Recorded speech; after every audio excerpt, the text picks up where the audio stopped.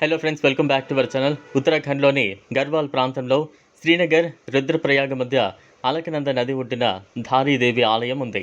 ఈ ఆలయం శ్రీనగర్ నుంచి 14 కిలోమీటర్ల దూరంలో ఉంది. ఈ ఆలయం కాళీదేవికి అంకితం చేయబడింది. అమ్మవారి అద్భుతాలను చూసేందుకు భక్తులు ప్రతిరోజు ఈ ఆలయానికి వస్తూ ఉంటారు. ఇక్కడ ఉన్న ధారీదేవి ఉత్తరాఖండ్లోని చార్ధామ్ను రక్షిస్తుందని ఓ నమ్మకం. అందువల్ల ధారీదేవి పర్వతాలను, యాత్రికులను రక్షించే దేవతగా పూజిస్తారు. ధారీదేవి విగ్రహం పైభాగం ఈ ఆలయంలో ఉంది.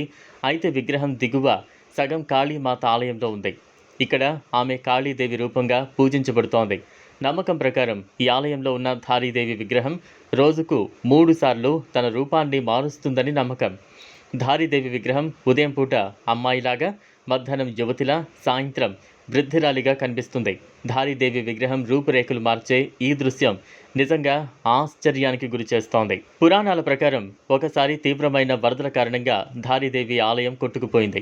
ఈ ఆలయంతో పాటు దానిలో ఉన్న అమ్మవారి విగ్రహం కూడా కొట్టుకుపోయింది. ఈ విగ్రహం ధరో గ్రామ సమీపంలో ఒక రాయిని ఢీకొట్టడంతో ఆగిపోయింది. ఈ విగ్రహం నుంచి ఒక దివ్య స్వరం వెలువడిందని, అదే స్థలంలో విగ్రహాన్ని ప్రతిష్ఠించాలని గ్రామస్తులకు సూచించిందని చెబుతారు. దీని తర్వాత ధరో గ్రామ ప్రజలు కలిసి అక్కడ ధారీదేవి ఆలయాన్ని నిర్మించారు. పూజారులు చెప్పిన ప్రకారం ద్వాపర యుగంలో ధారీదేవి విగ్రహాన్ని ఆలయంలో ప్రతిష్ఠించారు.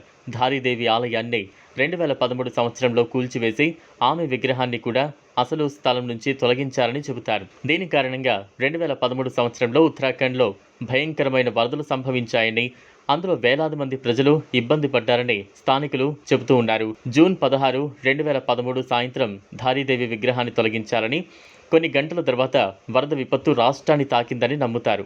తర్వాత మళ్ళీ అదే స్థలంలో ఆలయాన్ని నిర్మించారు. చూసారు కదా, ఇది వాళ్ళ వీడియో. ఈ వీడియో కనుక మీకు నచ్చినట్లయితే లైక్ చేయండి, షేర్ చేయండి, సబ్స్క్రైబ్ చేసుకోండి. Thanks for watching.